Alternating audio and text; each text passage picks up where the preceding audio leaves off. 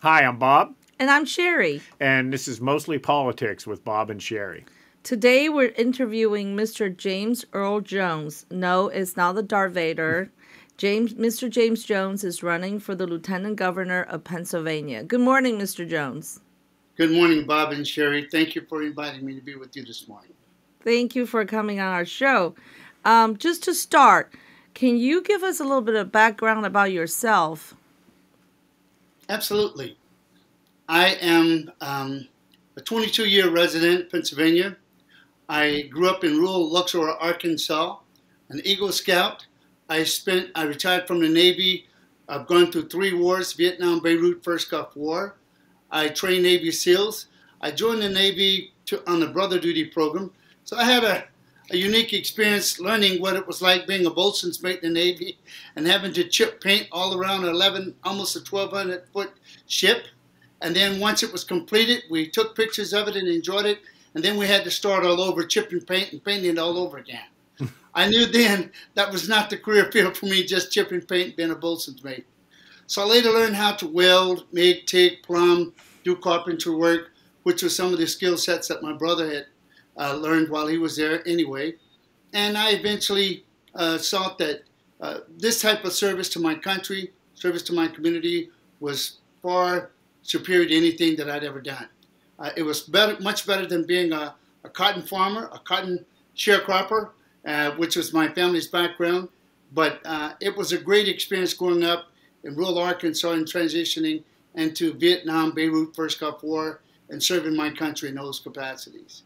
I later started with 2 businesses, or an HR consulting practice and a petroleum company, which is where I am today.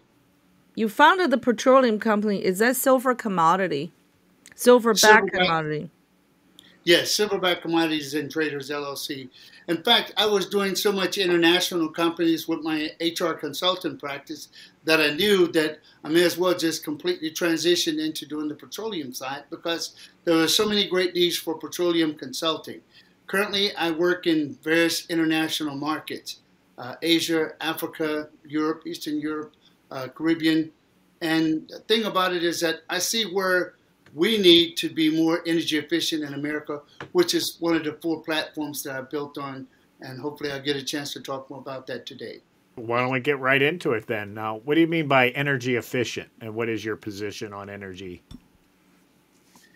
Bob, we have a Commonwealth that has more than 150 to 200 years of energy right into our natural resources. And unfortunately, we have legislators, who are hindering that type of use of this natural resource.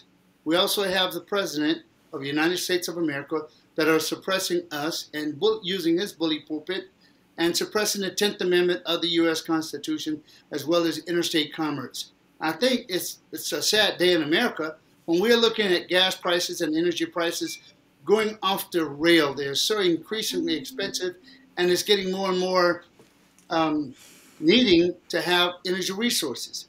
We've been begging Venezuela, Iran, OPEC Plus, and we're asking these folks to produce more service for petroleum, and we can do that ourselves. Several years ago, we were energy efficient, and I think we have that ability to return to that right now. We have different sources, Keystone XL pipeline. We have Marcellus Shale. We have so many resources that all we have to do is to pipe petroleum products down to the Philadelphia shipyard, as well as the Chester port, and we can send that product all the way out to our clients immediately. And we'll see a significant difference with our gross domestic product in such a way that it makes everyone smile instead of crying when we go to the gas pumps. So that's why I believe having a background in energy is going to make a world of difference. Me being the next lieutenant governor, I understand firsthand what we're going through. And I understand what it's going to take to make a world of difference. This is not hyperbole or some marketing sketch. I know what it's about. I see people in the international community asking me, James, why isn't America selling more product? Why? And so I say to them, because I'm not there to influence that kind of change.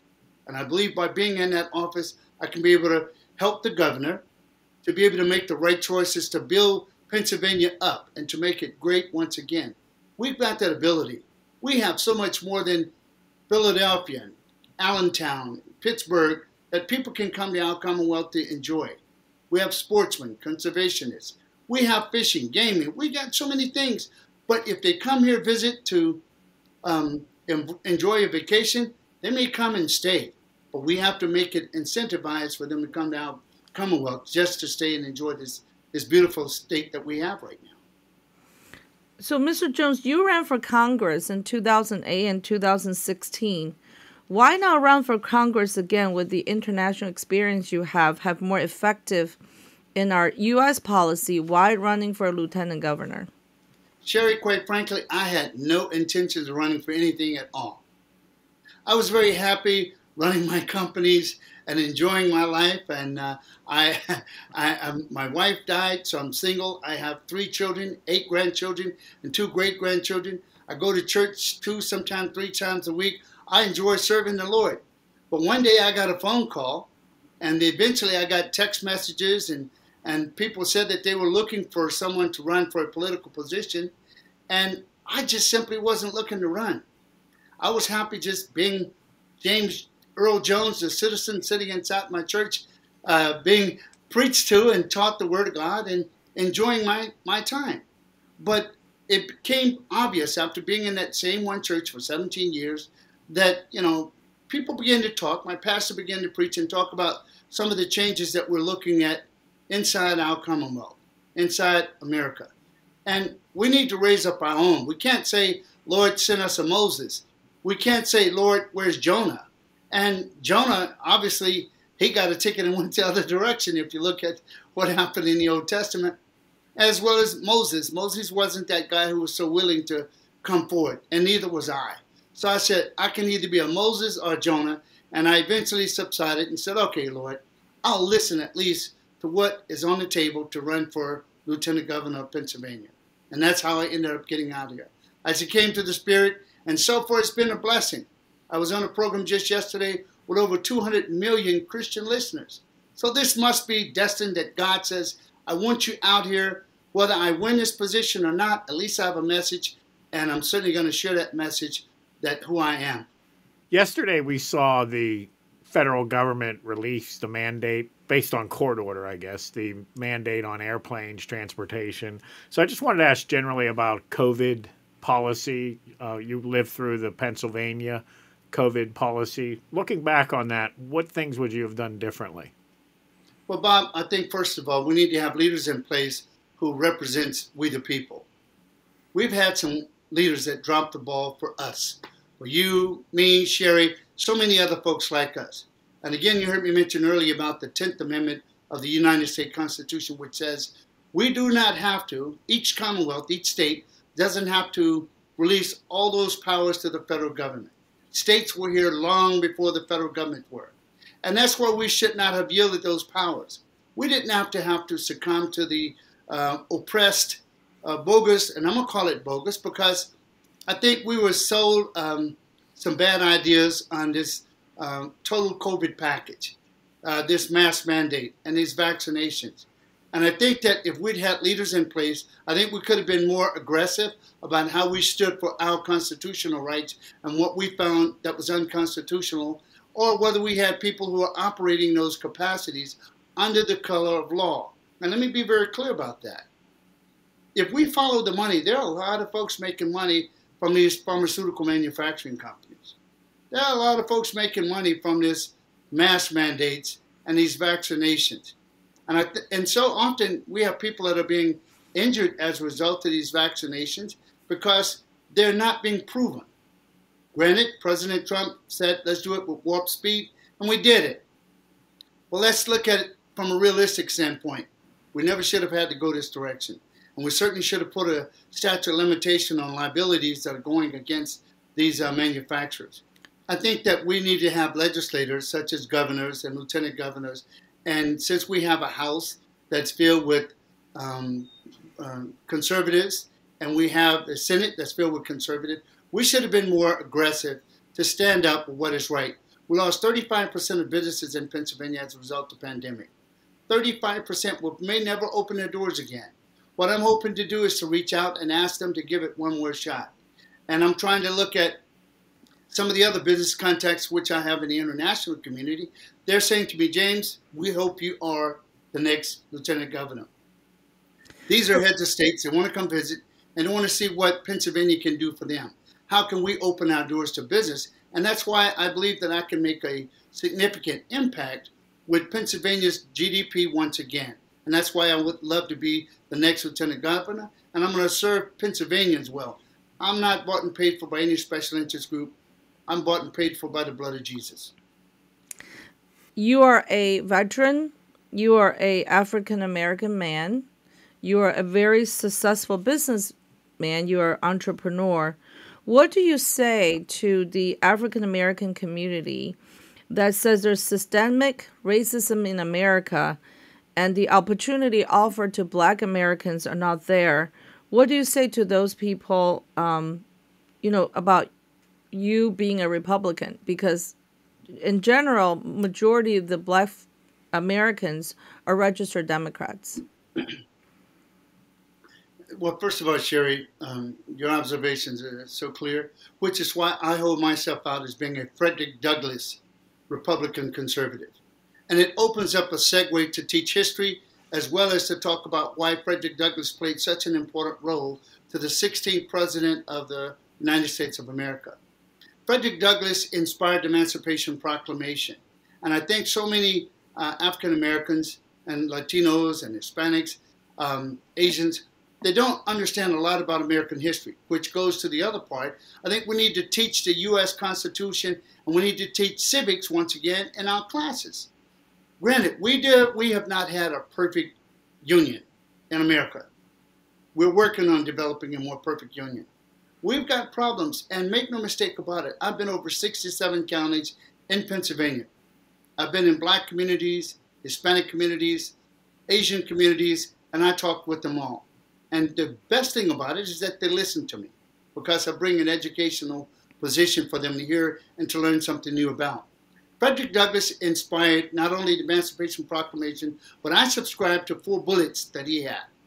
He believed in the jury box, the ballot box, the cartridge box, the Second Amendment, and also the soap box. You got to have a good person on the platform who can communicate to the American people, to Pennsylvanians, why we need to have more and more people who look like James Earl Jones in leadership positions in Pennsylvania, so that we can get our message out there and be able to represent all of us, we the people, not half the people. And I think if we start looking at what it's going to take to get more and more people converted, we just need to leave President Joe Biden alone and let him do what he's doing. He has disappointed so many people with his border policy, his foreign aid policies. He has done so much harm to America by telling Black folks, you aren't Black enough unless you vote for me. How racist is that? And then for so many others to say the Republican Party is a racist group, I find a lot of fault in that. Yes, we got problems in America. We've had an ugly history, but it's going to take someone who's willing and able to inspire not only the governor, but also inspire other people that, yeah, we need to be set free in more ways than one. And we need to be able to deal with real issues, not issues that are concocted by the critical race theory, for example. Critical race theory is divisive. And as a Christian, I believe that we have to build correlations. We cannot tell someone, you are bad and I am good because I am Black and you're white. It doesn't work that way. As a Christian, we're taught to love one another. And that's the only thing I believe. We need to deal with the issues that our enemies are teaching their children, third graders. For example, even in China, they're teaching a multi-level of calculus right now to third graders. And what are we teaching in America? How men are having babies. That doesn't get us prepared for the future. One of the things you mentioned about the Frederick Douglass is a pillar of the 4 boxes, and one of the 4 boxes is a ballot box.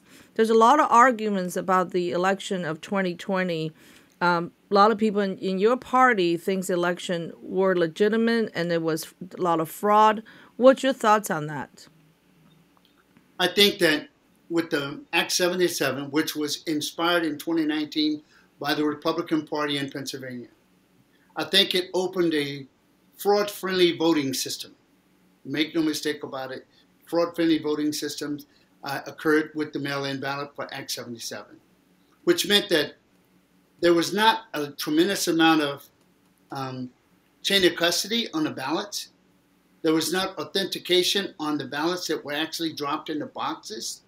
There was not even a postal date that was dropped alongside those ballots that were put in those boxes. And then we had the governor, the attorney general, and the Supreme Court who made decisions that said, let's go ahead and improvise since we're already on a pandemic and we don't necessarily have to authenticate these mail-in ballots that were dropped in the drop boxes. Shame on us for allowing that to happen. They should have been impeached. The law says that they're not politicians, they're not legislators, nor did they have the power nor authority to decide for us, we the people, that that's what we wanted to do, to allow them to interpret the Constitution at that executive level and that judicial level to make a decision for us. Act 77 should be repealed, and it certainly should not have been allowed onto our ballots without it coming before the voters to begin with. Now, we have to live with it for the present time, but we certainly need to have election reform. We need to have voter integrity. I strongly support and believe that voter identification is the way of a future. If we can have an ID card to buy liquor, cigarettes, get prescriptions, certainly we feel very comfortable in one of the highest levels of government or using our rights to use an ID card just to authenticate who we are. I've used an absentee ballot twice in my life. I was in Vietnam and Beirut. Those are the only times. Every time else, I've been there to vote. But I believe that we need to do a better job at how we represent the people in our voting integrity. And yes, there were many folks who believe that there was a fallacy in how the votes were counted or tabulated, as do I. But I think as we go forward, we need to look at our past and put it to rest. We have a president in place right now. He's making it known that he's a weak leader to not only the American people, but also to the international communities. And we have to live with that. But we certainly need to be stronger in Pennsylvania so that we can compensate for his weakness. James, Democrat position is that voter ID is suppressing the minority vote. It's racism to stop and make it harder, more difficult for poor people and minorities to vote. What's your response to that? Well, I think that's ridiculous, Bob, because first of all, it's not creating a divide. And those are some of the knee-jerk reactions when the Democrats are losing the strategy. They automatically fall to racism. I will deal with these guys. I don't mind talking about racist behavior or racist innuendos from any of them. In fact, I've been called racist also by the NAACP. So I don't mind it. As a black man, I'm proud of who I am and I'm proud of the heritage where I come from. My great-grandfather, by the way, Bob, was 113 years old who died in 1943. He was born as a slave. And you know what? I have a rich history. I understand what it means to deal with separate but unequal laws. I dealt with Jim Crow laws, and I see that requiring a person, any person, to show identification has nothing to do with racist behavior. It has to do with authenticating your ballot. So when someone says that you're being racist just because you're asking them to show an ID card to vote, me personally, I don't know anybody. And I repeat, I do not know anyone who doesn't have an ID card. Black, white, Hispanic, Asian, I don't know anybody. Maybe there are some illegals that are coming into the U.S. without ID cards, but I don't know any American here that are in my contact that doesn't have an ID card. So you mentioned illegal migrants. Right now, United States border is pretty much open, and these migrants are being shipped all over the country, and some of them are in Pennsylvania. If you are elected to lieutenant governor, what are some of the things you would do to manage the migrant issues in the United States right now? Well, Sherry, first of all, I believe I will provide National Guard support to that southern border to lend support to Governor Abbott in Texas. I think that the federal government has a responsibility, and once again, they dropped the ball. Title 42 is on the way out, and they're going to have an onslaught of illegal immigrants coming into that southern border right now. we've already seen where there was over 23 terrorists or people that were on the terrorist list come through that border, on that southern border. What we need to do is to be more aware of what takes place at those midnight flights coming into places like Allentown or to Scranton, where we have flights of illegal immigrants being dropped off in our cities, and we need to do something about it. I think we need to have a bus ready for them to come off the airplane and come out of the airport and walk up to that bus, and then we drive them directly to Washington, D.C., and to drop them off at the front steps of the Capitol.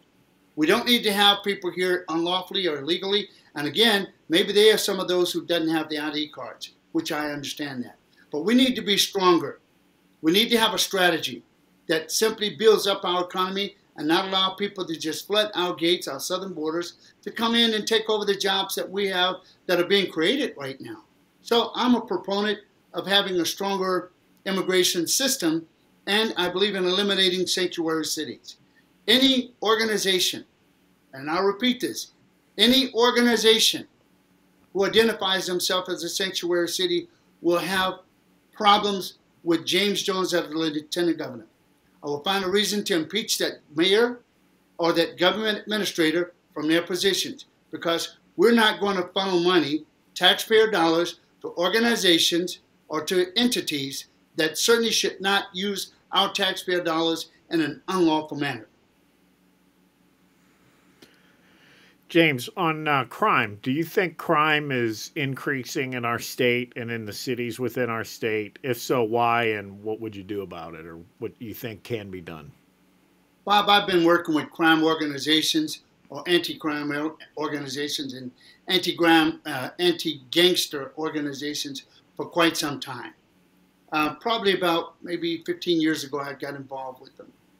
I think that we have to have a law and order approach, and certainly not a soft hand holding up and lifting up the violent criminals that are harming our citizens and that are scaring away our vacationers and visitors coming into Pennsylvania.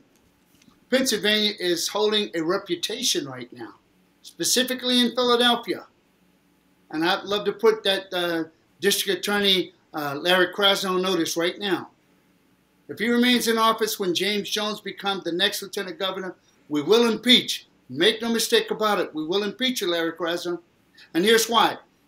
I believe Larry Krasno is receiving money either from the underworld, the dark side, or from George Soros.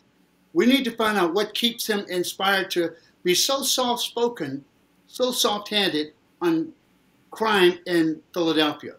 We're seeing that wave of crime taking place in many larger cities.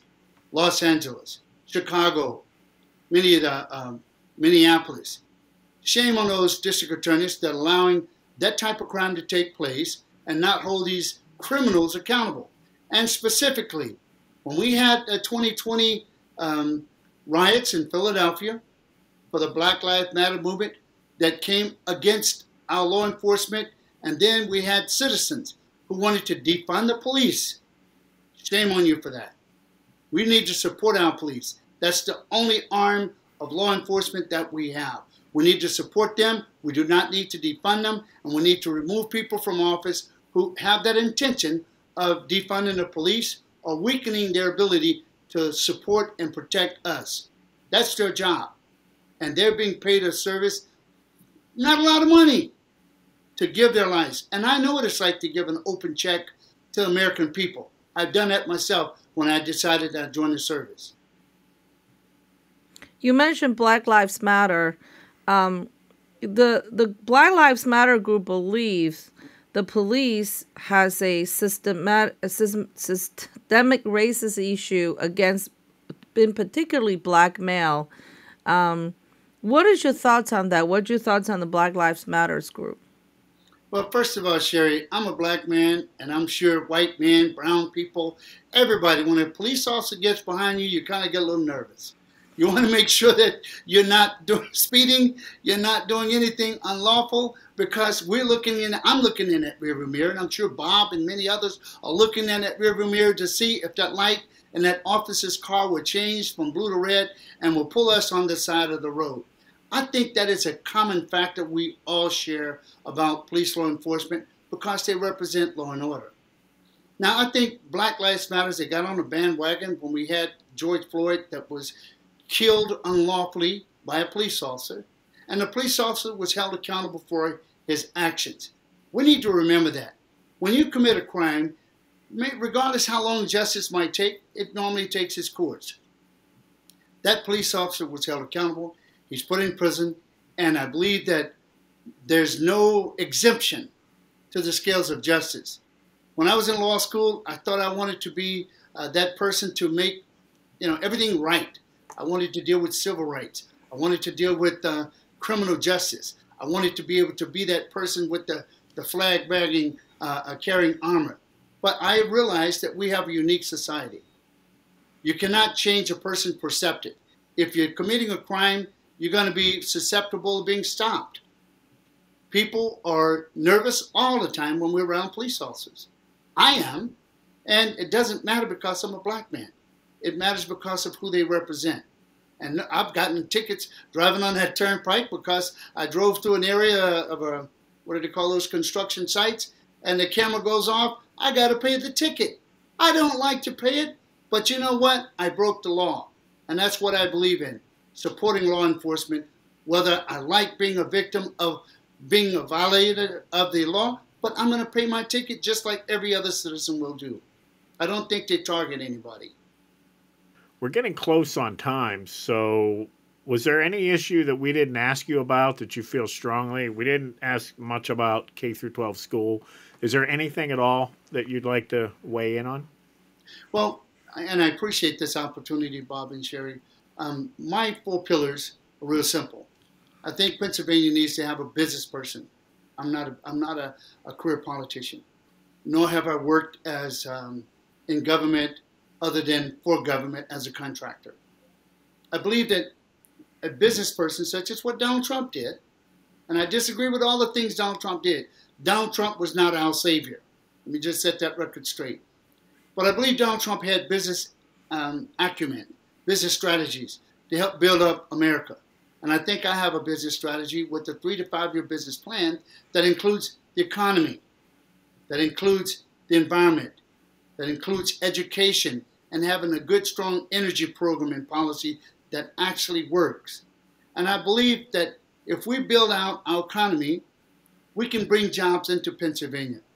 We can be able to increase our gross domestic product. And by having a good, strong environment that is environmentally friendly, we need to remove RGGI, Regional Greenhouse Gas Initiatives. That is a job killer, and we need to remember that. Every time when we see RGGI, let's keep in mind that Governor Wolf has agreed to, until 2030, $325 to $525 million a year that us taxpayers have to give towards reducing emission standards by 0.0002%. That is a waste of taxpayer dollars. I think in education, we need to have school choice. We need to have trade schools. We need to have classes that teaches civility, civics. We need to have classes that teach reading, writing, arithmetic, basic skills. But we don't need to waste time on teaching about critical race theory, how we can be divisive, even in our classrooms. And we certainly don't need to have kindergartens being asked questions about their sexuality by a kindergarten teacher. That's called pedophilia, and that person should be arrested. We need to remove those books from our libraries. We need to have a strong school board that will enforce making sure that we have educational books in our libraries, not books with pornographic materials in it.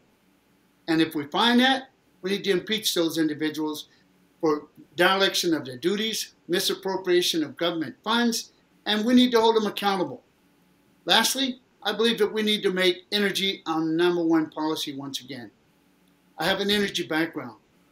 I believe that we can be great in Pennsylvania and we can make the entire United States a wonderful place and energy efficient once again. But the only way that's going to happen is if you get a business person in place. I'm not referring to just somebody who may have worked with the government, worked for the government once or twice, even career politicians. I believe in getting things done. And that's why I believe you have to have engagement in any wide-scale project as a business person. That engagement comes with the House Senate. That engagement comes with the House of Representatives. That engagement comes with all the stakeholders that can help to ensure success on those 4 pillar platforms that I just mentioned. You need to have a person who can hit the ground running, who can walk into the governor's office and assume those job duties if he's incapacitated, if he's out traveling, or pray tell nothing happens to him, but if something should happen to our governor, who can walk right in there and take over the job immediately. I've been responsible for over 275,000 people. I've managed over $200 million budgets. I've managed 26 labor contracts. And I've been responsible for getting 26,000 people back to work after they had walked off of a job. So the Navy recognized my honorable service and gave me Navy Achievement Awards. I raised money for Hurricane Hugo victims, and the Navy says, you're still doing a great job for us. Let's give you another Navy Achievement Award and a Navy League Award. But I believe in doing things for the service of my community, not because I'm building up James Jones or anything. I believe in a paradise made in heaven. So whether I'm elected for the next governor or not, I'm paving the streets so that when I get to heaven, I can be able to have a good free conscience that I've done what I'm supposed to do here on this earth, and that is to serve my God and my country. Mr. Jones, the election is such a crowded field on the governor's side and the lieutenant governor's side. And some of the candidates have much bigger budget than others. How do you plan to get your message out to the state of Pennsylvania? And how can people, if they want to donate or they want to volunteer, they want to get in touch with you, how do they do that? That's my question. Absolutely. Great question. And thank you, Sherry. My website, Jones, FORLTGOVERNORPA.com, is the way that you can be able to communicate with me directly or even indirectly. My cell phone number is listed on that website, and my email is listed on that website. I plan on getting the message out to Pennsylvanians through a couple of reasons. People who want to be able to make a donation to Jones for Lieutenant Governor, I appreciate that. But I'm self-funded, and I'm waiting for that opportunity to disclose itself, that I can be able to get a message brought out to the American people here in Pennsylvania to allow them to see that I'm bought and paid for only by the blood of Jesus. I'm not bought and paid for by any lobbyists or any special interest groups. But I thank you so much for that question, and thank you for the opportunity to be able to clarify my position, even though I'm ballot position number 2 on May 17th. And I'd love to have folks to go out, look me up, ask me questions, reach out, call me, and I'll be more than happy to talk with you. Well, thank you very much, James. It's been a great pleasure speaking with you this morning. Thank you so much for coming on the show. Thank you, Bob. Thank you, Sherry. It's been just a blessed honor to be here with you guys. Have a great day, and I appreciate your time. Okay.